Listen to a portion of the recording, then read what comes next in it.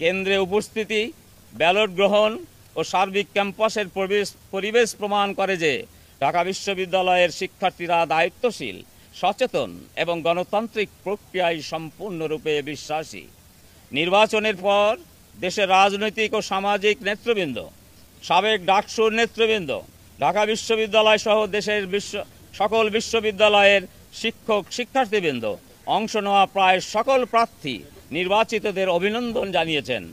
নির্বাচিত প্রতিনিধিরা দায়িত্ব গ্রহণের পরপরই শিক্ষার্থীদের কল্যাণ, শিক্ষামূলক উন্নয়ন, সামাজিক সচেতনতা ও সাংগঠনিক কার্যক্রমে দৃশ্যমান পদক্ষেপ গ্রহণ করেছেন।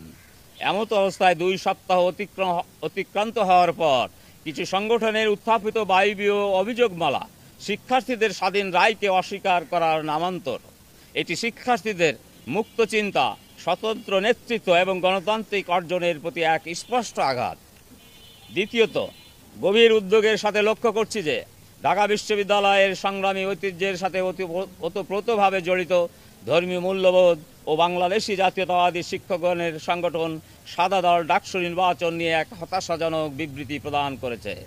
জুলাই পরবর্তী ঢাকা বিশ্ববিদ্যালয়ের প্রশাসনিক কাঠামোতে সঙ্গতকরণে সাদা দল নেতৃত্ব দিচ্ছে। বিভিন্ন অনুষদের ডিন এবং 18টি হলের মধ্যে 16টি হলের প্রবেশগণ সহ সরাসরি সাদা দলের সাথে সম্পৃক্ত। এছাড়া ডাকসু নির্বাচনের জন্য গঠিত নির্বাচন কমিশনের 10 জন সদস্যের মধ্যে 8 জনই সাদা দল ও 2 জন পিঙ্ক দল থেকে প্রতিনিধিত্ব করছেন। নির্বাচন প্রক্রিয়ায় অংশ নেওয়া রিটার্নিং অফিসার, পোলিং অফিসারদের অধিকাংশ সাদা দলের সক্রিয় সদস্য হিসাবে পরিচিত। আমরা প্রশ্ন রাখতে চাই, নির্বাচন পরিচালনার অধিকাংশ দায়িত্ব যখন সাদা দলের শিক্ষকগণের হাতে ছিল, তখন নিজেদের বিবৃতিতে দাবি করা নির্বাচনে জালিয়াতি ও অনিয়ম প্রসঙ্গটি এটি দ্বিচারিতা ও দ্বিমুখী আচরণের পর্যায়ে পড়েছে। এতে করে বিবৃতি দানকারী শিক্ষকগণের নৈতিক অবস্থান নিয়ে প্রশ্ন উঠতে পারে। উল্লেখ্য, ইউটিউলের পক্ষ থেকে আমরা পর্যবেক্ষণ করেছি যে ডাকসু নির্বাচনের দিন ভোট গ্রহণ শুরুর পূর্বে মিডিয়া, গণমাধ্যম কর্মী, পর্যবেক্ষক, পোলিং অফিসার, বিএনসিসি বিবিধ ব্যক্তিবর্গের সামনে ব্যালট বাক্স খোলা হয়। বক্সের ভেতর সবাইকে দেখিয়ে ভেতরে অতিরিক্ত ব্যালট নেই সেটি নিশ্চিত করে তারপর তা সিলগালা করা হয়। সকাল 8টা থেকে বিকাল 4টা অবধি কোনো পক্ষের বা নির্দলীয় কোনো ভোটার কর্তৃক কোনো ধরনের ভোট জালিয়াতি, কারচুপি, ব্যালট ছিনতাই, ব্যালট বাক্স খুলে ফেলা, জোর করে ভোট দেওয়া বা সিসিটিভি ব্ল্যাক আউটের ঘটনা আমরা জানতে পারিনি। ভোট গণনার পুরো সময়টা সিসিটিভি ফুটেজ স্বচ্ছতার উদ্দেশ্যে লাইভে দেখানো। প্রভোস্ট রিটার্নিং অফিসার, বিএনসিসি, পর্যবেক্ষক ও সাংবাদিকদের প্রতিনিধিদের সামনে পূর্ণ ভোট গণনা করা, প্রত্যেকের স্বাক্ষর নিয়ে কেন্দ্রের সামনেই ফলাফল প্রকাশ করা নির্বাচনী স্বচ্ছতার দৃষ্টান্ত সৃষ্টি করেছে। অথচ সাদা দল অনিয়মের অভিযোগ বিষয়ে বিবৃতি দিয়েছে, যা ঢাকা বিশ্ববিদ্যালয়ের শিক্ষক শিক্ষার্থী সহ সারা দেশবাসীকে মর্মাহত করেছে। তৃতীয়ত, গণতন্ত্রে জয় পরাজয় স্বাভাবিক। এর উপলব্ধি শিক্ষার্থীদের রাজনৈতিক সচেতনতা, সহনশীলতা ও দায়িত্ববোধ বৃদ্ধিতে সহায়ক।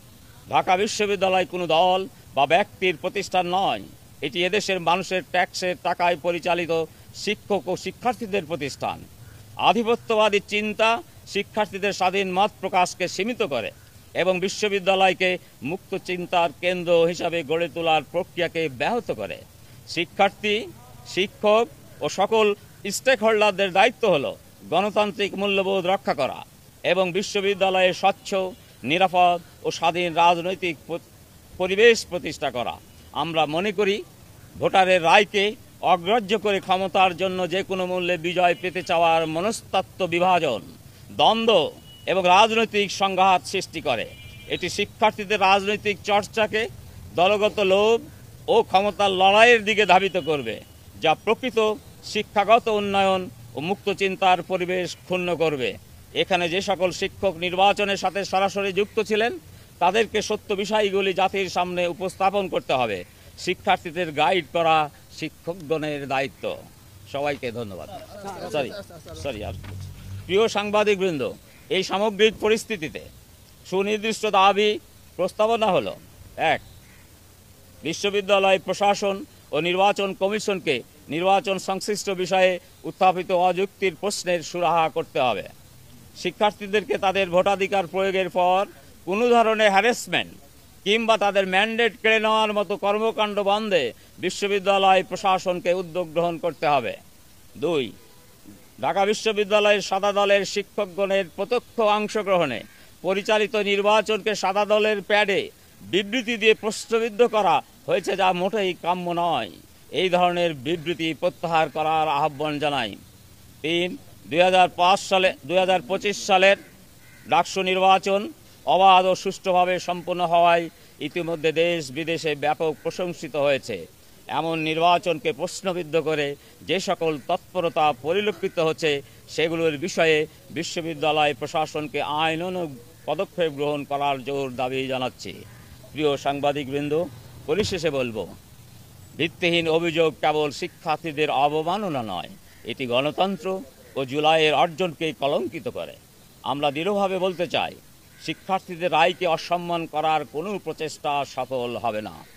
বিশ্ববিদ্যালয়ের স্বাধীনতা, শিক্ষার্থীদের গণতান্ত্রিক অধিকার এবং মুক্ত চিন্তার চর্চা রক্ষায় আমরা বদ্ধপরিকর।